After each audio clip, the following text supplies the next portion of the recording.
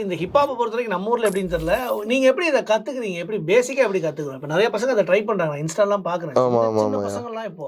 ஆமாய்யா. அது என்னன்னா, முதல்ல ஃபர்ஸ்ட் மேட்டர் என்னன்னா, வெளிநாட்டு அமெரிக்கன் ஹிப்ஹாப் பார்த்து கத்துக்கிறது தான். ஆனா, எனக்கு அமெரிக்கன் ஹிப்ஹாப் அவ்வளவா தெரியாது. எனக்கு ஹிப்ஹாப் தமிழா தான் ஃபர்ஸ்ட் ஹிப்ஹாப். ஸோ அது பார்த்து நான் அப்படியே சும்மா பாடி, சும்மா கத்தி, சும்மா ஒளறி வந்ததுதான்யா. மத்தபடி எந்த அளவுக்குலாம் தெ இ கத்துக்கிட்டு அதெல்லாம் கிடையாது. யூடியூப் தான் நமக்கு ஆசான் எல்லாருமே. அதுக்கப்புறமா சில விஷயம்லாம் போயிட்டு இருந்துச்சு. அப்படியே போயிட்டு இருக்கும்போது தான் அட்டிகல்ச்சர்ல என்ன பார்த்தாங்க. அதுக்கப்புறம் அட்டிகல்ச்சர்ல மீட் பண்ணி எதுக்கப்புறம் அட்டிகல்ச்சர் போனீங்க? கோபால்னு ஒரு பாட்டு விட்டேன். அதுக்கப்புறமா அவங்க அந்த பாட்டை கேட்டாங்க ரிலீஸ் ஆகிறதுக்கு முன்னாடியே.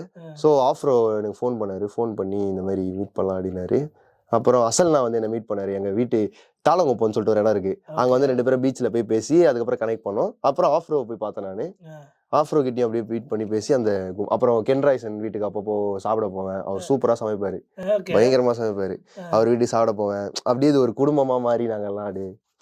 இது வந்து ஆக்சுவலா எப்படின்னா வெளிநாட்டுல வந்து இது ஒரு கேங்கா ஒர்க் ஆகும்யா ஹிப்ஹாப். ஆனா நம்ம ஊர்ல இந்த கேங் கிடையாது. குடும்பம், கும்பல் அந்த மாதிரி எல்லாரும் ஃபேமிலி ஆயிடுவாங்க இது பண்ணும்போது.